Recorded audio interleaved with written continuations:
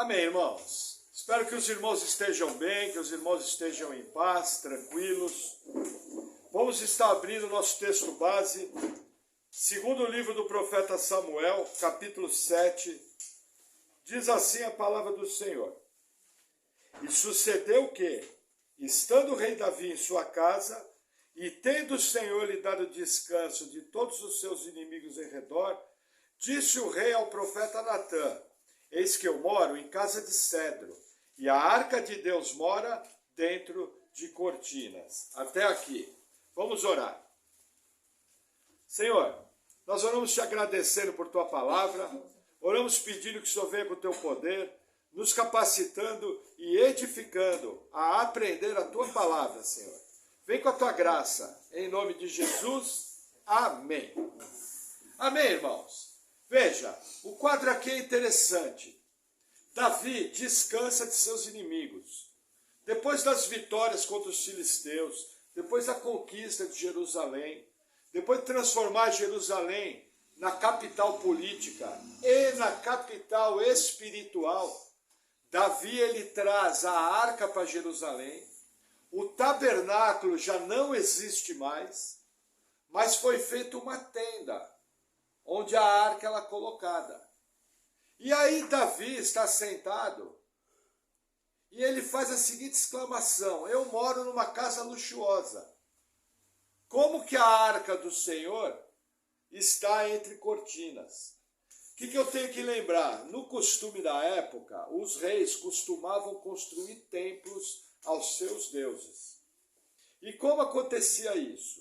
Ou eles construíam templos para pedir proteção ao Deus na guerra, ou eles construíam templos para que agradecessem a vitória que tinha acontecido. Então isso era uma prática comum. E Davi aqui não está querendo fazer nada diferente do que é o hábito da época. Na verdade, o que Davi está querendo fazer aqui é honrar a Deus. No salmo que nós fizemos a abertura, nesse salmo fala que ele é o salmo de Davi: eu não descansarei enquanto não fizer uma casa para o Senhor. Então a situação aqui é essa. Veja, esse capítulo é interessante, não tem guerra, não tem traição, não tem luta. Ele aparentemente é um capítulo tranquilo. Só que ele está entre os 10 principais capítulos da Bíblia. As verdades que vão ser ensinadas nesse capítulo atingem diretamente a mim e a você. E o que vai acontecer aqui atravessou os séculos e vai entrar para a eternidade. E o que vai acontecer aqui, o que vai ser falado aqui, vai acontecer até a eternidade futura. Para sempre. Para você ver a importância desse capítulo. E aí a narrativa continua. Versículo 3. E disse Natã ao rei: vai e faze tudo quanto está no teu coração, porque o Senhor é contigo. O que acontece? Havia 2 profetas próximos a Davi. Um deles era o profeta Natã. Super importante, participou inclusive da sucessão. E o outro profeta era o profeta Gade. Aqui no caso, Natã está ao lado de Davi. E quando Davi fala isso, Natã dá uma resposta natural, como nós costumamos dar. Se alguém fala: olha, estou pensando em fazer tal coisa, que você fala: ó, vai firme, que Deus é contigo. Então Natã ele dá uma resposta natural, como qualquer crente, como qualquer pessoa que anda junto, como qualquer pessoa que ama projetos. Ele dá uma resposta natural. Só que Deus vai mudar completamente a resposta de Natã. Olha o versículo 4. Porém sucedeu naquela mesma noite que a palavra do Senhor veio a Natã dizendo: vai e dize a meu servo Davi: assim diz o Senhor, edificar-me-ás tu uma casa para minha habitação? Porque em casa nenhuma habitei desde o dia em que fiz subir os filhos de Israel do Egito, até o dia de hoje. Mas andei em tenda e em tabernáculo, E em todo lugar em que andei com todos os filhos de Israel, falei porventura alguma palavra, alguma das tribos de Israel? A quem mandei apacentar o meu povo de Israel, dizendo, por que não me edificais uma casa de cedro? Vamos fazer uma pausa aqui. O que Deus está falando? Eu nunca mandei ninguém edificar uma casa para mim. Eu não sou como os falsos deuses das nações. Eu não habito em templos fabricados por homens. Quando eu mandei vocês fazerem tendas, era um símbolo da minha presença. Eu acompanhei vocês. Então Deus está dando uma negativa para Davi, falando, olha, eu nunca mandei ninguém construir casa para mim. Na verdade, Deus tinha outros planos para Davi. Versículo 8.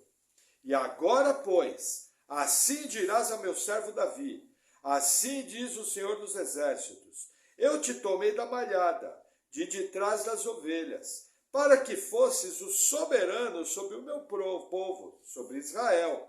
E fui contigo, por onde quer que fosse, e destruí a teus inimigos diante de ti, e fiz grande o teu nome, como o nome dos grandes que há na terra.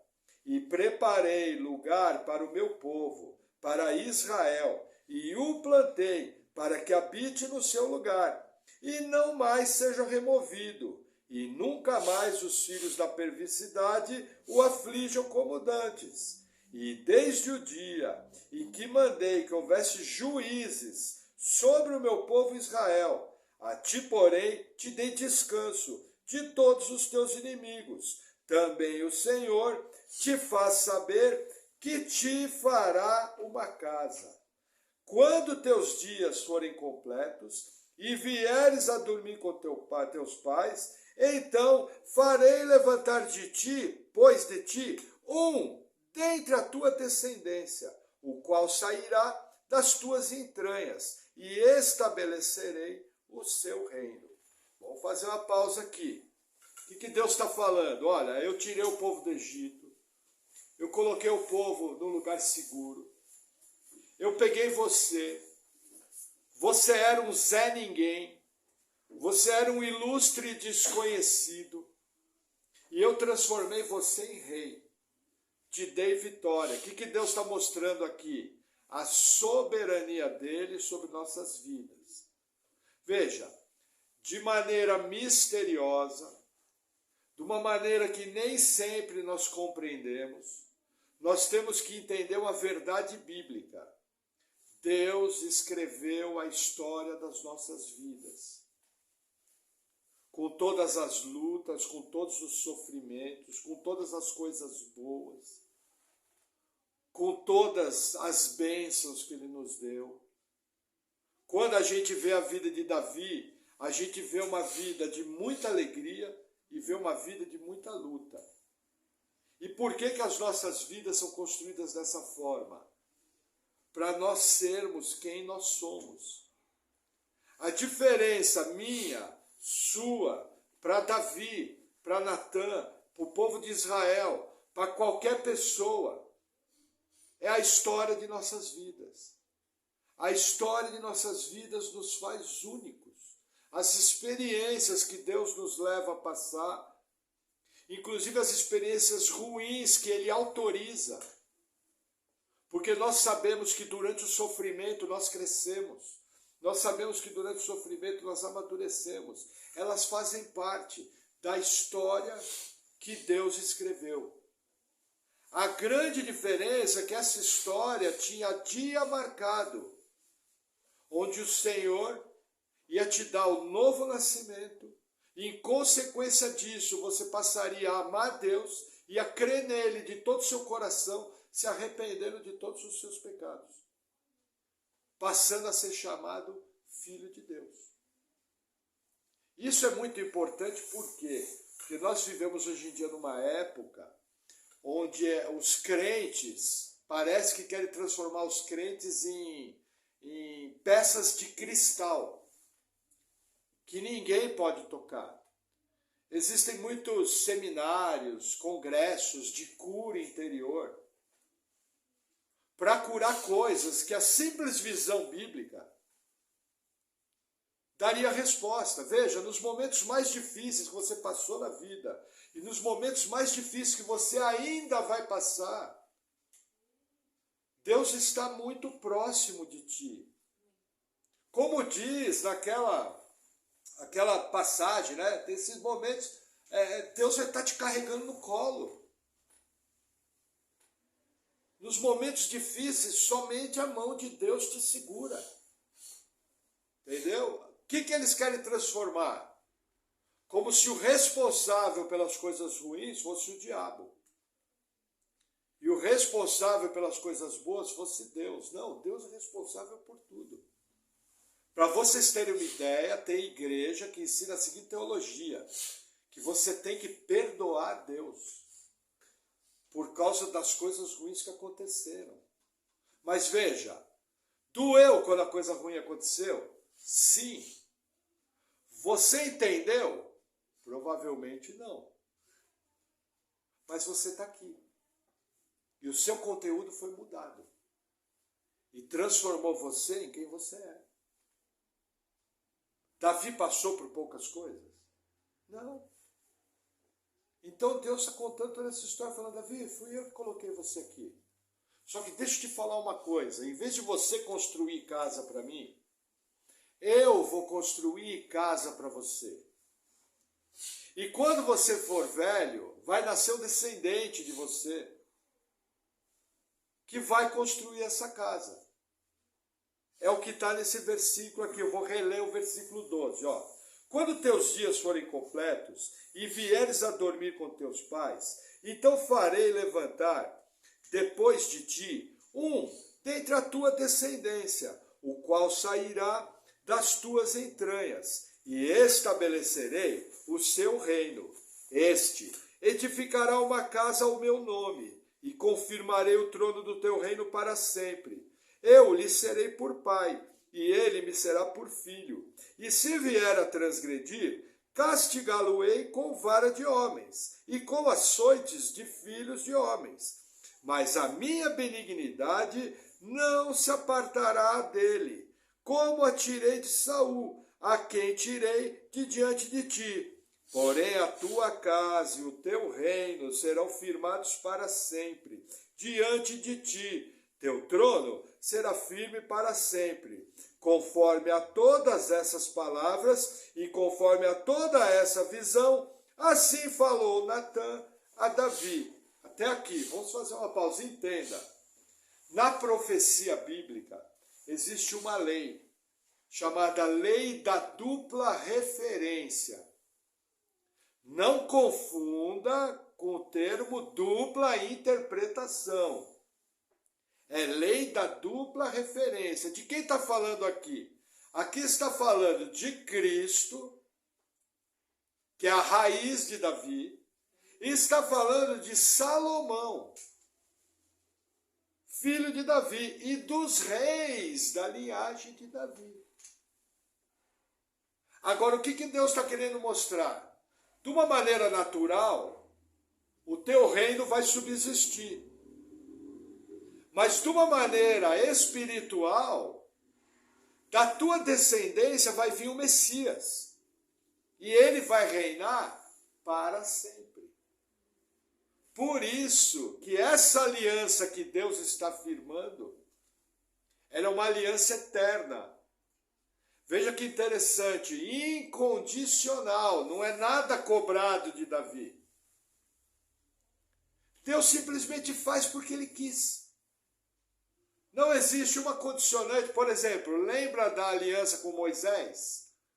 Se o povo me obedecer, as seguintes bênçãos os seguirão.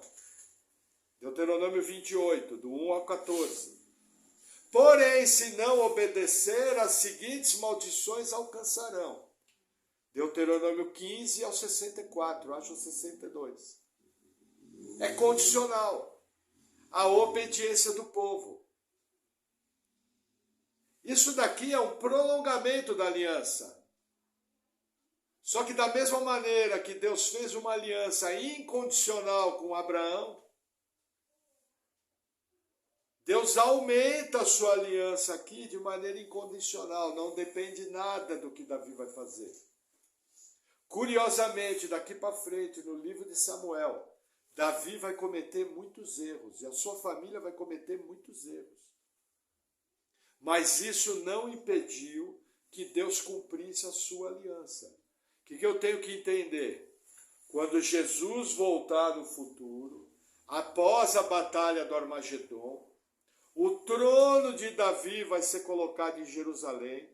Jesus, o filho de Davi, que é o descendente, vai ocupar o trono e vai reinar pela eternidade. Provavelmente, eu concordo com essa linha, Davi vai ser um tipo de um príncipe. E nós, os cristãos, reinaremos juntamente com o Senhor. Esse é o chamado reino de Cristo, que muitos chamam de milênio. Mas nós temos que entender que Jesus vai reinar pela eternidade. E é aqui que é firmada essa promessa. Entendeu? E nós estaremos juntamente com ele. Nós vamos ver mais à frente nas aplicações como. Mas o que eu quero que os irmãos entendam é o seguinte: Davi acordou um dia e falou: vou fazer uma casa para o Senhor. Deus falou: não vai fazer não, eu vou fazer uma casa para você. E vou colocar um descendente que vai reinar eternamente. Por isso que Jesus muitas vezes era chamado o filho de Davi. Inclusive ele faz uma pergunta aos fariseus. Ele pergunta para os fariseus, como que o Messias seria filho de Davi? E Davi chama o Messias de meu Senhor, como se ele fosse maior. Aí os fariseus respondem: nós não sabemos. Aí Jesus fala: então também não vou responder para vocês o que vocês me perguntaram. Por quê? Porque estava acima da sabedoria deles. Entendeu? Eles não conseguiam compreender que o descendente de Davi era o Cristo. Era o próprio Deus. Da passagem fala. Ó que interessante. Versículo 14. E eu lhe serei por pai, e ele me será por filho. Que é a única figura que encaixa isso aqui de maneira literal. Jesus Cristo. E em Cristo entramos nós. Entendeu? Nós estamos conectados a Davi, estamos conectados a Abraão. A aliança com Moisés era condicional. Ela cessou. Por isso que eu não estou mais debaixo da lei. A lei serviu para guiar o povo até a chegada de Cristo. Entendeu? Mas a Bíblia fala, a letra mata. A lei mata. Mas o Espírito, que é o Espírito que nos salva, vivifica. Entenderam? O que está em jogo aqui é algo muito maior. Inclusive se questiona se tanto Natã como Davi compreendiam o que estava sendo falado aqui. E vai mais longe, esse livro aqui foi escrito aproximadamente 400 anos após Davi. 1 Samuel foi escrito para quem estava no exílio da Babilônia. Aí vem a segunda pergunta, o camarada que escreveu tinha noção de que essa passagem é totalmente messiânica? Provavelmente não. Por quê? Porque o cumprimento pleno dessa profecia foi acontecer aproximadamente 1000 anos depois da época. Entendeu? Jesus nasceu no ano 4 antes de Cristo. E no ano 27, aproximadamente, ele começou seu ministério. E no ano 30, ele morreu crucificado. Percebem? E cumpriu essa profecia. Por isso que existe aqui a regra da dupla referência. Mais ou menos é assim, é como se fosse... Imagina você dirigindo de carro ao lado de uma cadeia de montanhas. Aí você olha uma montanha bem bonita. Você fala, nossa, que bonita aquela montanha. Aí o carro continua andando. Quando você vai ver, tem uma montanha por trás. Aí o carro anda um pouco mais, tem outra montanha. E você percebe que aquela primeira montanha que você só enxergava uma, na verdade é uma cadeia de montanhas. Aonde que acontece isso? Nas profecias do anticristo. Da mesma maneira que na história nós tínhamos tipos de anticristo, e no futuro nós vamos ter o anticristo, muitas profecias bíblicas têm a dupla referência. Elas apontam o local e apontam para o futuro num cumprimento pleno. Isso é linguagem profética, que somente aqueles que estão afinados com o Espírito Santo de Deus, cheios da palavra, muitas vezes conseguem identificar. Amém? Vamos avançar mais um pouquinho, versículo 18. Então entrou o rei Davi e ficou perante o Senhor e disse: quem sou eu, Senhor Deus, e qual é a minha casa, para que me tenhas trazido até aqui? E ainda foi isso pouco aos teus olhos, Senhor Deus, senão que também falaste da casa de teu servo para tempos distantes. É este o procedimento dos homens, ó Senhor Deus. O que mais te pode dizer ainda Davi? Pois tu conheces bem o teu servo, ó Senhor Deus. Por causa da tua palavra e segundo o teu coração, fizeste toda essa grandeza, fazendo-a saber a teu servo. Portanto, grandioso és, ó Senhor Deus, porque não há semelhante a ti, e não há outro Deus senão tu só, segundo tudo o que temos ouvido com os nossos ouvidos. E quem há como teu povo, como Israel, gente única na terra, a quem Deus foi resgatar para o seu povo, para fazer-te nome e para fazer-vos estas grandes e terríveis coisas à tua terra, diante do teu povo, que tu resgataste do Egito, desterrando as nações e a seus deuses, e confirmaste a teu povo Israel, por teu povo para sempre. E tu, Senhor, te fizeste o seu Deus. O que Davi faz? Davi, ao receber aquela profecia, enxergando a sua pequenez, ele vai à tenda onde está a arca, e lá humildemente ele começa a adorar a Deus. E na sua adoração ele começa a falar das grandes obras de Deus. E ele começa a se humilhar dizendo da sua pequenez. E ele também começa a falar da pequenez do povo de Israel e da grandeza de Deus. Veja, nós fomos salvos. Muito crente, olha, o que eu vou falar agora é incrível, mas 90% dos crentes não sabe o motivo pelo qual você foi salvo. É um só, se não um: glorificar o nome de Deus. Esse é o motivo que você foi salvo. Se você sair perguntando, a pessoa vai falar, para ter a vida eterna, para ter aquilo, para ter aquilo. Não. Você foi salvo para glorificar a Deus. É o que Davi está fazendo aqui. Gente, Davi tão pecador como nós, em algumas áreas talvez pior do que nós em outras áreas somos piores do que ele. Mas Davi agia certo nessa questão com Deus. Ele recebe uma profecia espetacular e ele reconhece a bondade, a misericórdia, que não há mérito nenhum nele. É como na nossa salvação. Sabe qual foi sua parte na salvação? Sua parte na salvação foi o pecado. E a parte de Deus foi a salvação. Muita gente não compreende isso.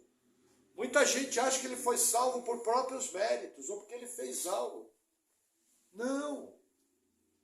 A sua parte na salvação foi o pecado. A parte da salvação de Deus foi a graça capacitadora que te resgatou. Então tudo que você for fazer na vida, lembra, nós não somos nada. Se não é Deus nos manter no caminho, a primeira coisa que você vai fazer é sair da igreja. Se não é a graça de Deus te segurar na vida cristã, você não dá conta. Se você confiar nesse seu bracinho fraco para permanecer na fé, eu vou dizer uma coisa, meu amigo, você está numa roubada. Porque esse seu bracinho fraco vai fraquejar. E não vai segurar você. Agora, se você de todo o seu coração buscar a Deus, coração limpo, entender a grandeza de Deus, a sua pequenez, e confiar que o braço forte do Senhor vai te conduzir até o fim, você está botando sua confiança no braço forte do Senhor. Lembra aquela palavra, Jeremias 48:10? Maldito aquele que confia no homem. Aquele texto está falando do braço do homem. Era uma questão de guerra. O povo queria fugir para o Egito.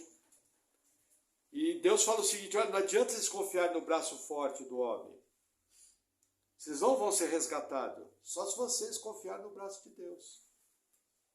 Tem gente que pensa, não deve confiar no irmão, maldito que confia no homem. Não tem nada a ver com o versículo.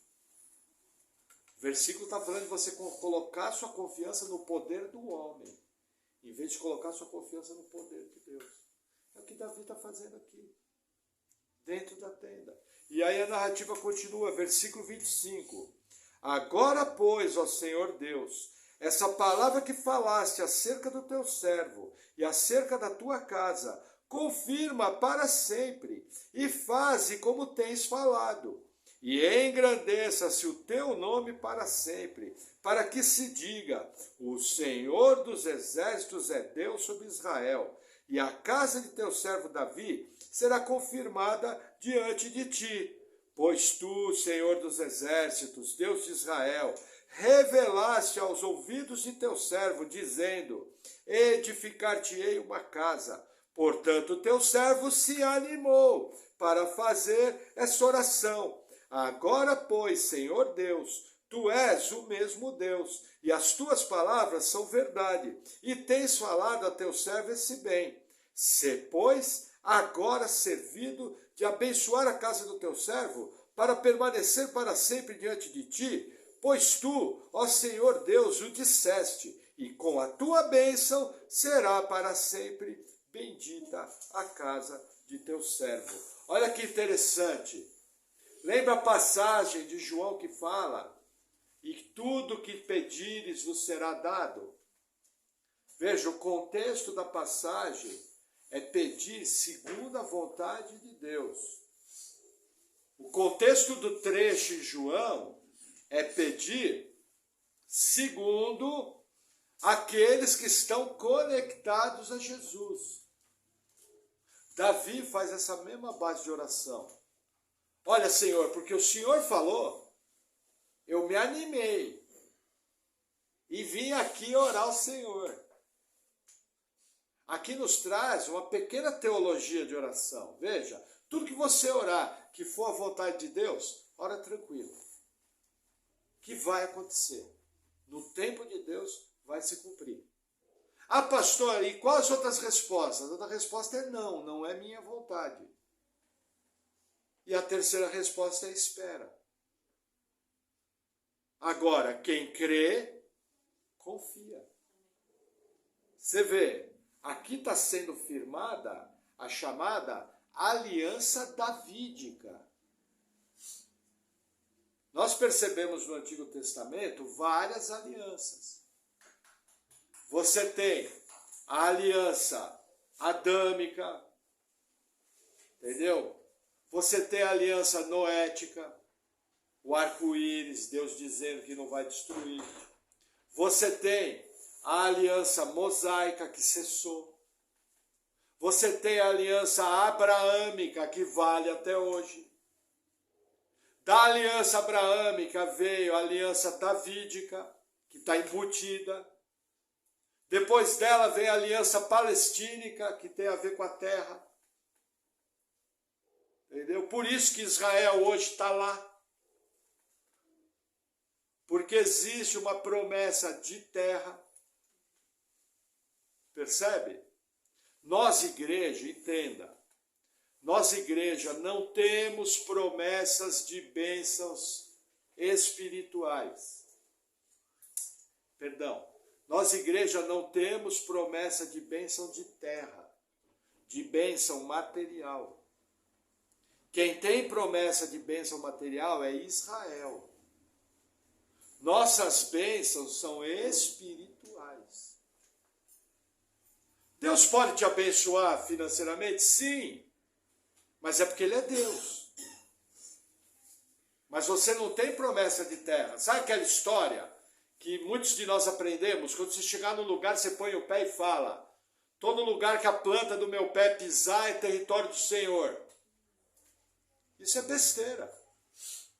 Isso nunca vai acontecer, porque isso aí era para o povo que estava tomando a terra. Agora, você pode orar assim: Senhor, se for da tua vontade, o Senhor pode me dar tal coisa, conforme o Senhor fez com o povo de Israel. Não tem problema orar assim, mas é segundo a vontade de Deus. Porque Deus pode responder: a minha graça te basta. E você viver feliz da vida. Percebem o que está em jogo?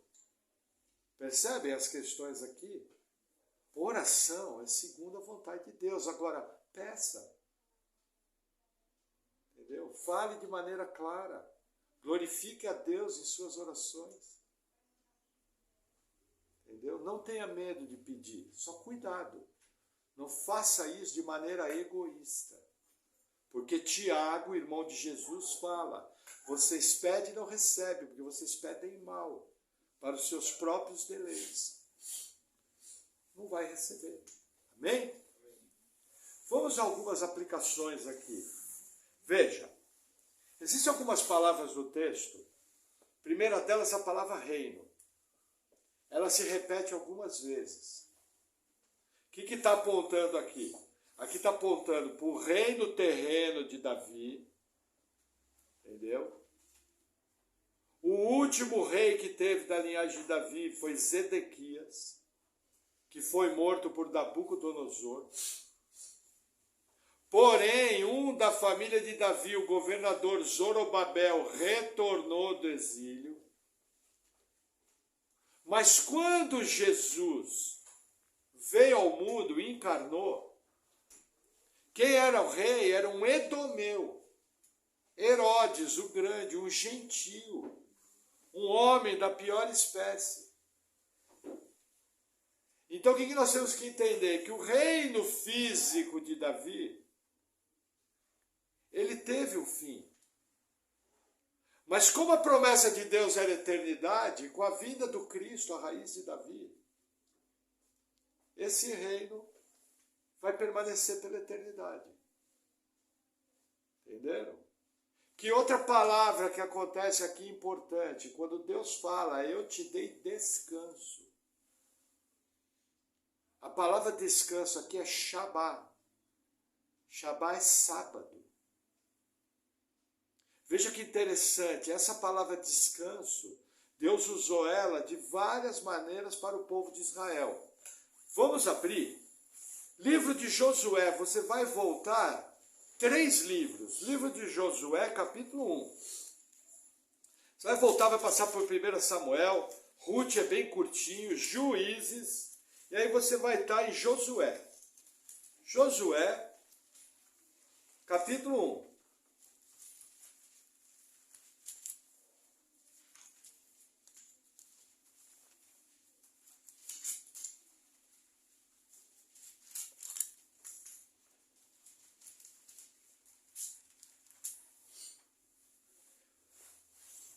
Versículo 13, diz assim: lembrai-vos da palavra que vos mandou Moisés, o servo do Senhor, dizendo: o Senhor vosso Deus vos dá descanso, e vos dá essa terra.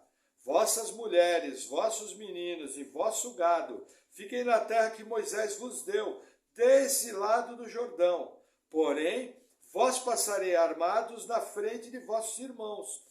todos os valentes e valorosos, e ajudá-los-eis, até que o Senhor dê descanso a vossos irmãos, como a vós, e eles também possuam a terra que o Senhor vosso Deus lhe dá. Então tornareis a terra da vossa herança, e possuireis a que vos deu Moisés, o servo do Senhor, desse lado do Jordão, para o nascente do sol. O que acontece? Descanso aqui. Foi a terra prometida. Para quem? Para o povo de Israel. Aquela lâmpada está apagada. Dá uma girada nela. Os irmãos estão no escuro. Para o povo de Israel. Então, descanso. Primeiro, haja luz e houve luz. Descanso primeiro foi a terra prometida. O povo, essa daí não, Claudio, essa já está certa. O povo recebeu a terra como descanso. A partir dali, não precisava mais procurar terra nenhuma. Entendeu? Então a terra de Israel foi um descanso. Mas não somente isso. Hoje nós estamos em dias da nova aliança. Vamos abrir no Evangelho de Mateus, capítulo 11. Evangelho de Mateus, Novo Testamento, capítulo 11.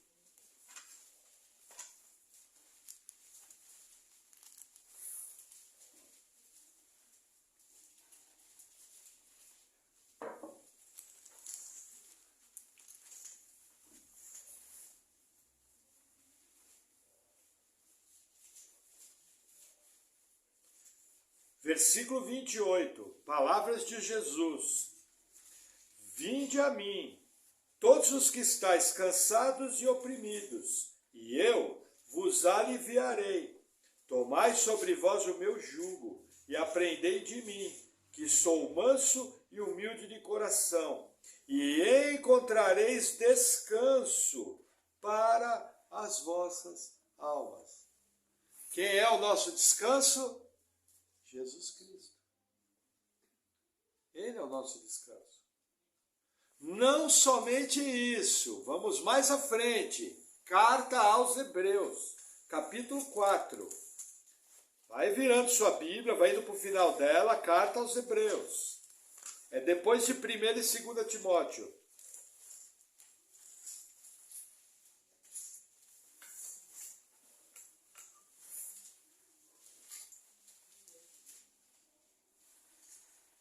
Entenda o contexto. Hebreus 4. A carta aos Hebreus foi escrita para mostrar que a nova aliança é superior à aliança mosaica. Para isso que a carta aos Hebreus foi escrita. Entendeu? Então aqui o escritor de Hebreus, muitos imaginam que foi Paulo, mas não temos certeza. Entendeu? O escritor de Hebreus, Hebreus 4, versículo 8 diz assim: porque se Josué lhes houvesse dado repouso, não falaria depois disso em outro dia.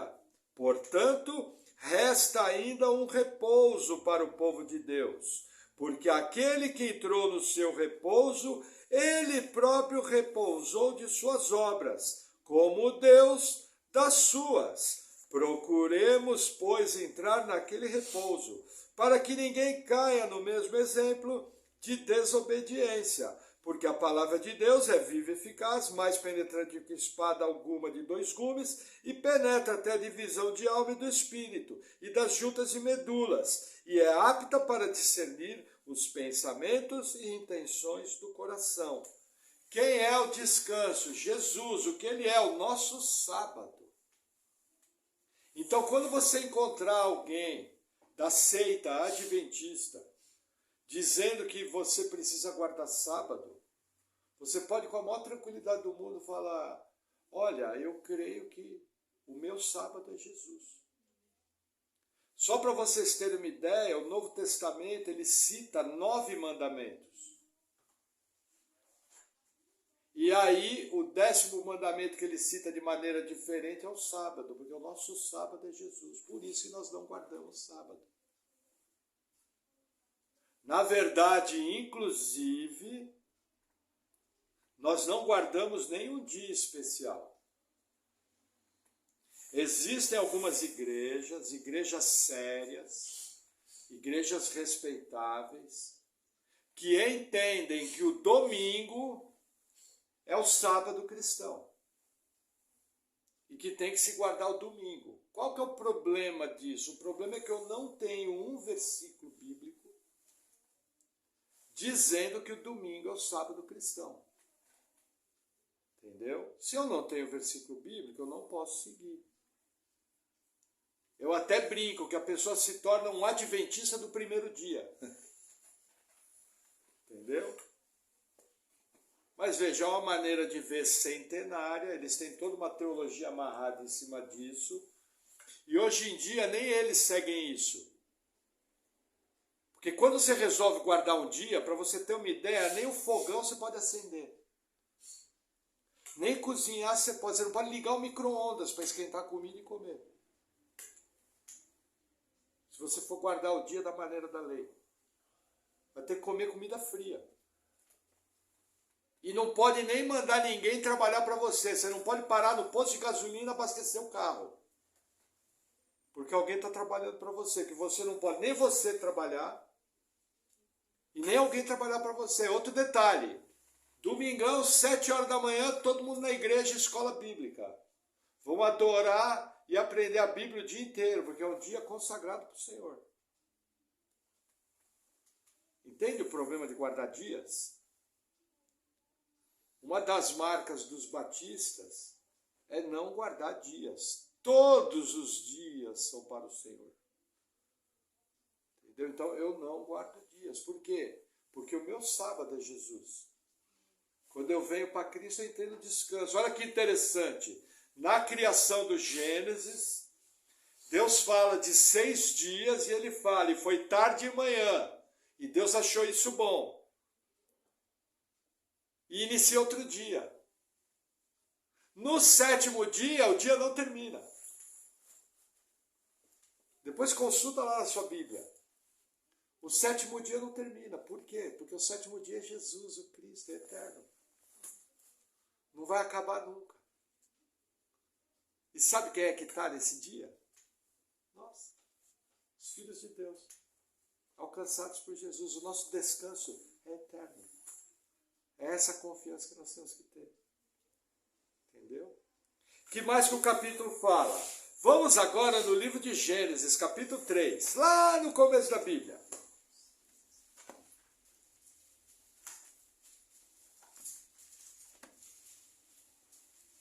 Gênesis 3.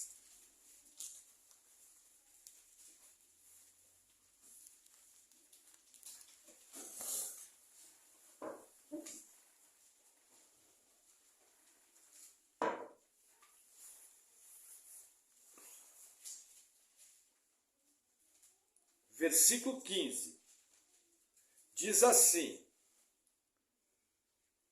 vamos ler o 14. Então o Senhor Deus disse à serpente, porquanto fizesse isso, maldita serás mais que toda a fera, e mais que todos os animais do campo. Sob o teu ventre andarás, e pó comerás todos os dias da tua vida. E porém inimizade entre ti e a mulher, e entre a tua semente e a sua semente. Esta te ferirá a cabeça, e tu lhe ferirás o calcanhar. O que acontece aqui? Veja, isso aqui é chamado proto-evangelho. Isso aqui é a semente do evangelho. Lá no Gênesis, quando Deus distribui as maldições, ele fala, olha, você, serpente, vai rastejar sobre o pó, vai ter inimizade entre você e o descendente da mulher. Quem é esse descendente que vai pisar a cabeça da serpente? Jesus. No texto de 2 Samuel, várias vezes é falado, o teu descendente, o teu descendente, o teu descendente. Entende do que a Bíblia está falando em linguagem profética? Está falando do proto-evangelho. Quando qualquer pessoa com um pouquinho de profundidade, um pouquinho de discernimento vindo do Espírito de Deus, visse aquilo pela luz do Senhor, compreenderia. Opa, tem mais coisa aqui. Entendeu? Na verdade, o que Deus está fazendo? Deus fez um decreto. A mulher vai ter um descendente. Esse descendente vai pisar a cabeça da serpente. O que Deus faz? Escreveu a história humana para cumprir tudo que ele decretou. A ordem bíblica é assim: primeiro, decreto divino. Segundo, profecia bíblica avisando. Qual que é a nossa profecia bíblica? A palavra de Deus. Terceiro, juntamente com a profecia se misturando, a providência de Deus cumprindo a história. Entendem por que eu falo que Deus está no absoluto controle de tudo? Veja, eu ensino, nós não temos livre-arbítrio. Porque a gente sempre pende para o pecado, mas nós temos vontade. De uma maneira misteriosa, Deus faz cumprir a sua vontade 100%, usando inclusive a nossa vontade. Só que a inteligência de Deus é tão superior que nós não conseguimos alcançar. Entendeu? Existem coisas que são lógicas. Quando você fala da pessoa de Deus, a maioria das coisas é supra-lógica. Está acima da lógica humana. Você até entende, fala, não, Deus governa tudo. É fácil entender isso? É. Agora me explica como ele faz isso de maneira perfeita, cumprindo sua vontade com 8 bilhões de pessoas na Terra. Virou supralógico. Você não tem alcance. Entendeu? São as tensões bíblicas. Duas verdades que aparentemente são contrárias, mas na verdade são complementares. Por exemplo, quem te salvou? Deus. Mas você lembra do dia que você de todo o seu coração creu em Jesus? Você lembra, mas você sabe que foi obra dele. Só que você não levantou da cadeira, não, você foi porque você quis. É a tensão teológica, soberania divina e responsabilidade humana. A nossa lógica humana não alcança. Esse 1,8 kg de cérebro não alcança a mente de Deus. Entende? Então aqui Deus fez a promessa do descendente. E ela vai continuar, mesmo livro do Gênesis, capítulo 49. Olha que interessante. Veja, no capítulo 12, no capítulo 15, Deus faz uma aliança com Abraão. O que acontece? A serpente entrou no planeta via mentira. Deus não trabalha com mentira, Deus entra de forma legal. É o chamado plano de redenção da raça humana. Então o que Deus faz? Primeiro ele tem uma linhagem piedosa de 7. Dessa linhagem vem Noé. Após o dilúvio, a terra é repovoada. De um dos filhos de Noé vem Sem. De Sem vem um descendente lá na Babilônia, na Ur dos Caldeus, Abraão. Um adorador de ídolos. Deus vai lá e ele se apresenta a Abraão. Abraão estava lá cuidando dos negócios de família, fazendo as coisas. Deus se apresentou. É o mesmo caminho de nós estávamos cuidando da nossa vida. Deus veio e nos resgatou. Se ele não viesse, não abrisse nossos olhos, não convencesse do pecado, da justiça e do juízo, você continuaria perdido até hoje. Foi necessária uma obra milagrosa de Deus para abrir os seus olhos. Mesma coisa com Abraão. Aí Abraão entra na aliança. E a prova de que Abraão realmente tinha uma aliança é que ele obedece a Deus. Obediência como prova. Hoje em dia, você percebe quem é crente no nível de compromisso que ele tem com Deus. Se ele é um crente obediente, fala, não, ali vai um verdadeiro cristão. É assim que funciona. Eu não sou salvo pela minha obediência. Mas porque eu sou salvo, porque eu amo a Deus, eu obedeço. É o contrário, é que nem permanecer até o fim. Eu não sou salvo porque eu permaneço até o fim. Porque eu sou salvo, eu permaneço até o fim. A glória é de Deus. A glória não é minha. Entendeu? Às vezes as pessoas têm dificuldade com isso. Embora quem vive a vida é você, lembra? Tensão teológica. Entendeu? Aí Deus escolhe Abraão, de Abraão vem Isaac, de Isaac vem Jacó, o povo vai para o Egito. O bisneto de Abraão vira governador do Egito, é José. E Jacó, pai de José, Israel, está no leito de morte.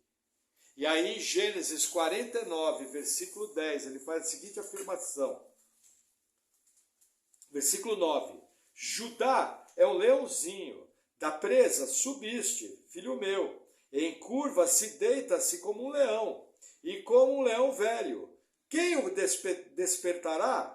O cetro não se arredará de Judá, nem o legislador dentre os seus pés, até que venha Siló, e a ele se congregarão os povos. O que Deus faz? Deus elegeu Abraão, dos descendentes de Abraão, Deus elegeu Jacó, dos descendentes de Jacó, Deus elege Judá, que é a tribo do nosso Senhor. Jesus também é conhecido o leão de Judá. Davi também é da tribo de Judá. Entendeu? Deus afunila mais um pouco a sua profecia. E aí o que mais vai acontecer? Vamos passar pelo livro do profeta Isaías, capítulo 9. Está mais ou menos no meio da Bíblia, logo após Salmos. Isaías 9.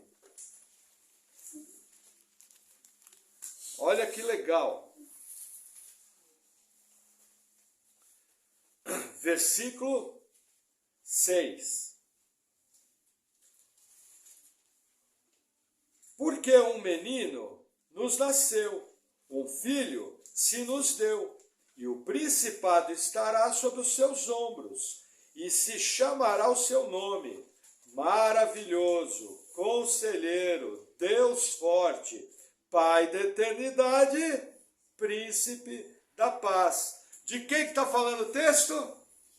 Jesus.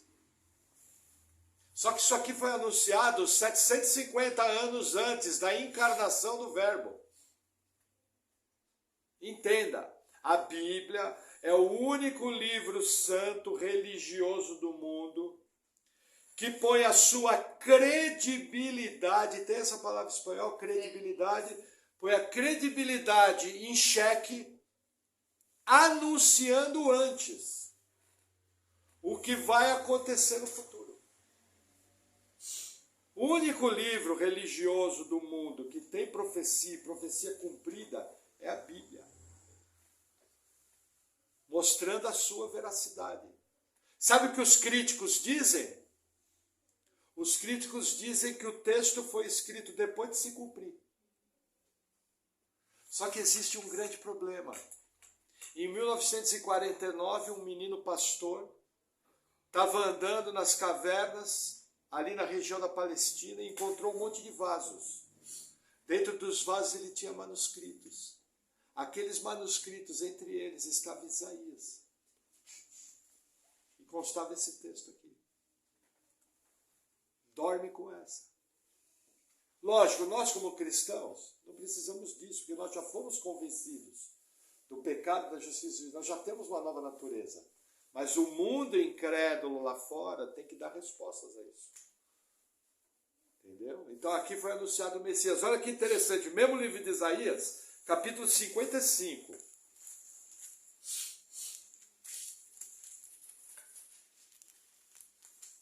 Isaías 55, escolhendo um capítulo, né? Porque tem o 53 também.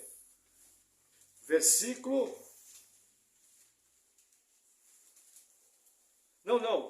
Perdão. Isaías 53. Versículo 1. Quem deu crédito à nossa pregação e a quem se manifestou o braço do Senhor? Porque foi subindo como renovo perante ele, e como a raiz de uma terra seca. Não tinha beleza nem formosura, e olhando nós para ele, não havia boa aparência nele, para que o desejássemos. Era desprezado, e o mais rejeitado entre os homens, homem de dores, e experimentado nos sofrimentos, e como um de quem os homens escondiam o rosto, era desprezado, e não fizemos dele caso algum. Verdadeiramente ele tomou sobre si as nossas enfermidades, e as nossas dores levou sobre si, e nós o reputávamos por aflito, ferido de Deus e oprimido. Mas ele foi ferido por causa das nossas transgressões e moído por causa das nossas iniquidades. Quem é esse? O descendente. Que quando esse texto foi escrito, 250 anos antes tinha sido anunciado a Davi. Percebe que a Bíblia toda encaixa? E como que eu sei que isso se cumpriu? Vamos para o nosso último texto, Evangelho de Lucas, capítulo 1.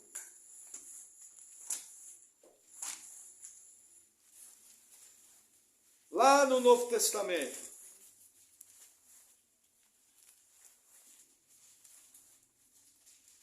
Lucas 1.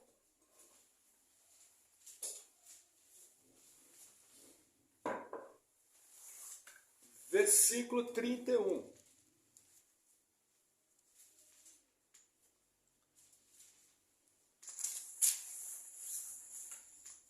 São longos os capítulos de Lucas.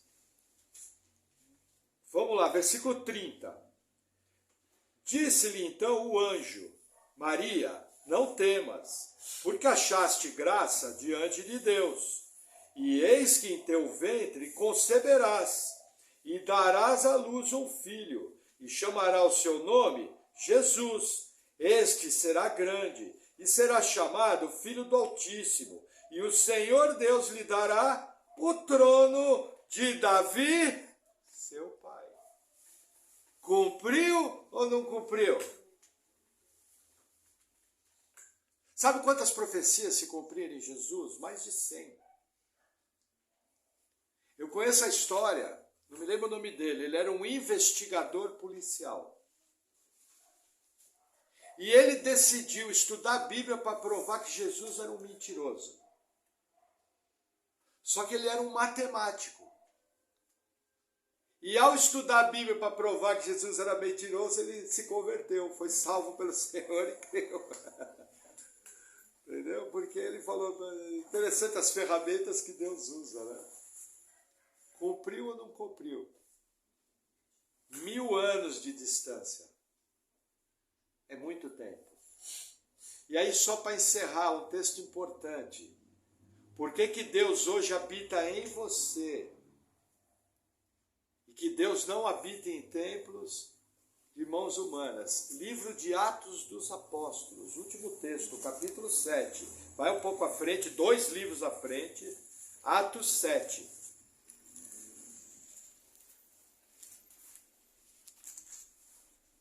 Versículo 48, discurso de Estevão, o primeiro mártir cristão.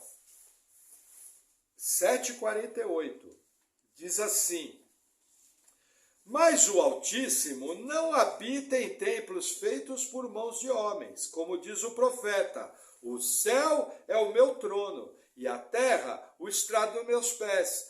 Que casa me edificareis, diz o Senhor, ou qual é o lugar do meu repouso? Gente, Deus não habita em templos. A glória de Deus vinha no templo, mas como, de que maneira? Como estrado para os pés. Entendeu? Mesma coisa do tabernáculo, era um símbolo da presença, a arca era um símbolo. A glória de Deus vinha, não que Deus habitava lá dentro. Agora, você foi obra do Senhor. O Deus Espírito Santo habita em você. Você é templo de Deus. O ser mais santo que tem no universo habita em você. Será que dá para contar aquela piadinha, aquela anedota, com palavras feias, sabendo que o ser mais santo do universo habita em você e está ouvindo tudo? Será que dá para participar de determinadas conversas nas rodas dos ímpios? Percebe a responsabilidade de ser cristão? Nós estamos diretamente ligados a essas promessas. Deus atravessou a história. Da profecia dada a Davi até hoje, são 3.000 anos. E ela nos alcançou. E até a vinda de Jesus ela vai continuar alcançando. Até que um dia nós estaremos para sempre com o Senhor. Até esse dia chegar, qual é o seu papel? Entender, você não é desse mundo.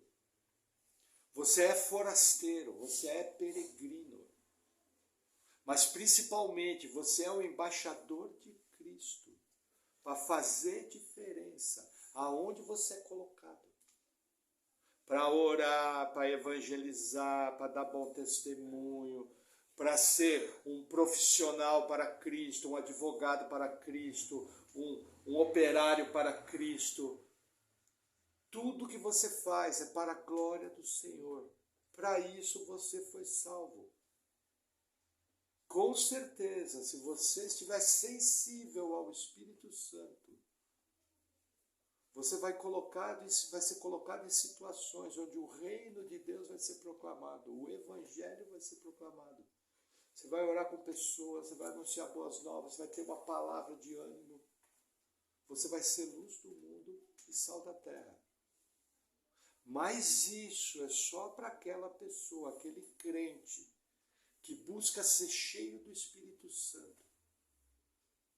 E que busca andar com o Senhor de todo o seu coração. Porque se você tiver com a mente cheia de mundo, a boca fala do que o coração está cheio. Quando você abrir a boca, só vai sair mundo.